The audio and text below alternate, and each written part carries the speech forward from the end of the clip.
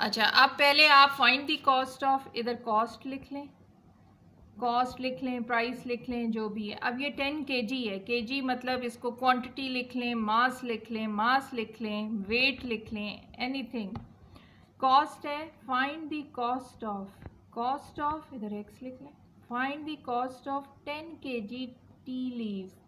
10 kg tea leaves, हमने कितने की कॉस्ट फाइंड करनी है? 10 kg की। 10 kg के टी लीव्स हैं। व्हेन 3 kg लीव्स कॉस्ट $18, जबकि ये सवाल थोड़ा उल्टा करके दे दिया है। 3 kg के जो टी लीव्स हैं उनकी कीमत क्या है? $18। तो आपका ये सवाल आ गया cost x, find the cost, x लिख लिया। 10 kg टी लीव्स, अब ये सवाल उलट दिया, जो पहले वो चीज़ ऊपर लिखते थे ये बाद में लिखते थे, कोई परेशानी की बात नहीं है, आपने उसी तरह लिख लेनी है। Find the cost of, cost के साथ एक्स लिख लेना। 10 kg लीव्स कितने? 10 kg, और जबकि 3 kg लीव्स की कॉस्ट $18 है। वही आपने देखना है जहाँ ये दोनों लिखे हुए हैं, ये दोनों नंबर्स हैं, मास दिया हुआ है, फिर साथ देखना है ये 18 दिया हुआ है, तो आपने इसको देखना है। 3 kg और 10 kg कम थे ना, पहले मास वजन कम था, अब ज़्यादा हो गया, तो नेचुरल सी बात है, वजन कम प्राइस कम, वजन ज़्यादा प्राइस ज़्यादा। एक बात आप हमेशा याद रखें कि मास कॉस्ट में, प्राइस में, कॉस्ट को आप प्राइस भी लिख सकते हैं, प्राइस और मास या क्वांटिटी में हमेशा डायरेक्ट प्रोपोर्शन होता है।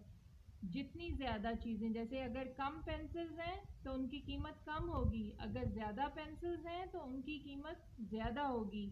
हमेशा कॉस्ट हो, प्राइस हो, या उसका मास दिया हो या क्वांटिटी दी हो, इसमें हमेशा डायरेक्ट प्रोपोर्शन होता है। ये मैं बार बार इसलिए स्ट्रेस कर रही हूँ कि अगले सवाल में हमने कोई भी नंबर नहीं दिया हुआ।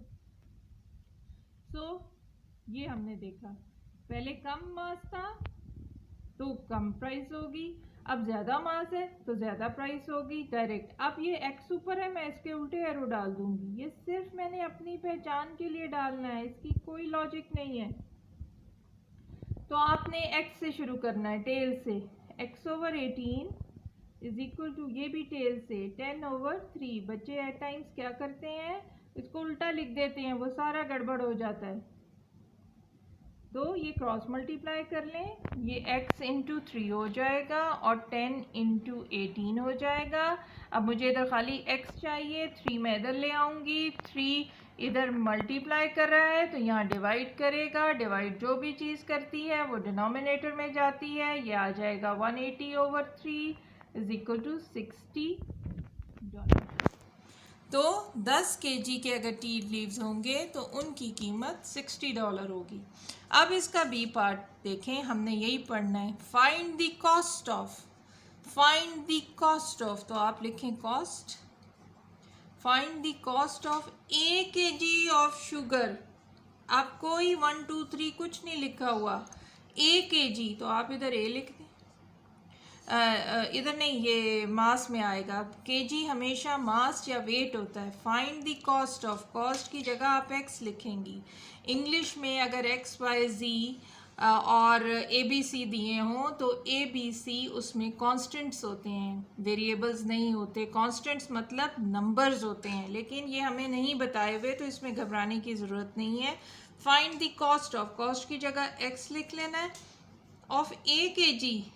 A kg की कॉस्ट हमने बतानी है, मुझे नहीं पता A क्या है तो कोई बात नहीं। When B kg of sugar, B kg of sugar cost $C। अब बच्चे घबरा जाते हैं कि ये सारा ABC में कहाँ से आ गया, तो आपने घबराना नहीं है, मैंने आपको बताया है कि कॉस्ट या प्राइस हो, मास या क्वांटिटी हो, हमेशा डायरेक्ट प्रोपोर्शन होता है, हमेशा डायरेक्ट प्रोपोर्शन होता है। ज़्यादा टॉफ़ियाँ होंगी तो ज़्यादा कीमत होगी, कम टॉफ़ियाँ होंगी तो कम कीमत होगी। तो ये डायरेक्ट प्रोपोर्शन है, तो आपने एक्स से टेल वाला रूल लगाना है, ओके। और ए की रुख में टेल जाती है डायरेक्ट प्रोपोर्शन में, तो वो उसी तरह लिख लें, x/c is equal to a over b, टेल वाला ऊपर लिखना है, क्रॉस मल्टीप्लाई, तो ये आ जाएगा x इंटू बी, ये b ऊपर चला जाएगा, और a इंटू सी। अब मुझे सिर्फ इधर x चाहिए, b को मैं इधर ले जाऊंगी, x is equal to a into C, यहाँ मल्टीप्लाई कर रहा था, यहाँ डिवाइड करेगा, ये आ जाएगा, तो इसको मैं यूँ लिख सकती हूँ a और c ओवर b, क्योंकि प्राइस मांगी है, इधर मैं डॉलर लगा दूँगी। ये आपका सवाल हो गया। बिस्मिल्लाहिर्रहमानिर्रहीम, exercise 1A D2 7th addition. तो ये डायरेक्ट प्रोपोर्शन के सवाल हैं।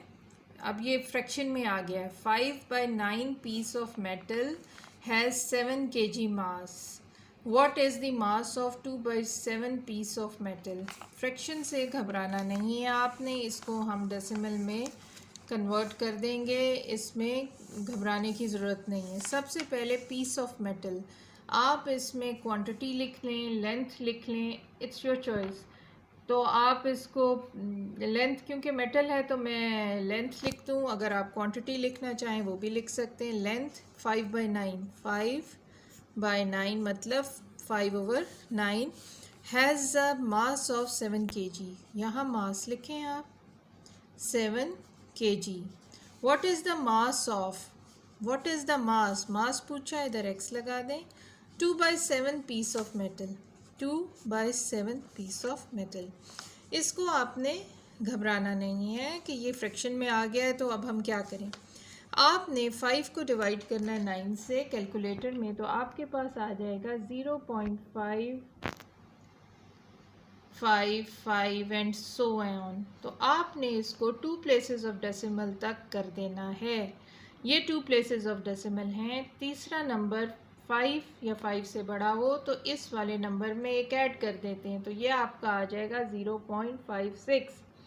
अब 5/9 की जगह हम 0.56 लगाएंगे। 2/7 को जब हम कैलकुलेटर में डालते हैं तो हमारे पास नंबर आता है 0.285 एंड सो ऑन। मुझे 2 प्लेसेस तक करना है।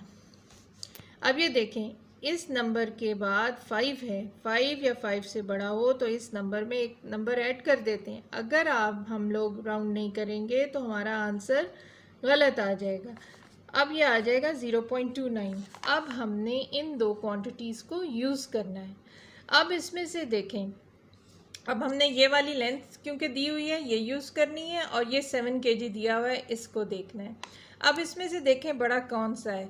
0.56 0.29 से बड़ा है। सो जब ज़्यादा लेंथ थी, ज़्यादा क्वांटिटी थी, तो ज़्यादा मास था। अब लेंथ कम हो गई है तो कम वज़न होगा उसका। ये देखो, ये देखें, ये 10th प्लेस पे 5 है यहाँ, और यहाँ 10th प्लेस पे 2 है, तो ये बड़ा है, तो इट्स डायरेक्टली प्रोपोर्शनल। तो उसी तरह करेंगे। एरोज़ की अब सॉरी जगह नहीं बचाई मैंने, तो आपने x को ऊपर लिखना है, 7 को नीचे लिखना है। इसी तरह 0.29 ऊपर रखना है, 0.56 नीचे लिखना है। क्रॉस मल्टीप्लाई करें, ये x इंटू 0.56 हो जाएगा, और ये 0.29 ये एरो का है इंटू 7 हो जाएगा। यहाँ मुझे खाली x चाहिए, तो 0.56 मैं इस तरफ ले जाऊंगी, और ये इधर मल्टीप्लाई कर रहा है, यहाँ डिवाइड कर देगा।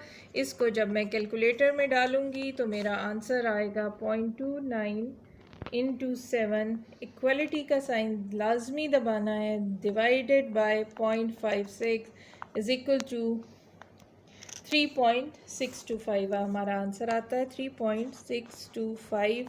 पीछे आंसर दिया गया है केजी में, लिखें आप 3/5। 3/5 को आप डिवाइड करें तो वो 0.6 और यही देता है, तो ये आपका आंसर ठीक है। स्टॉप।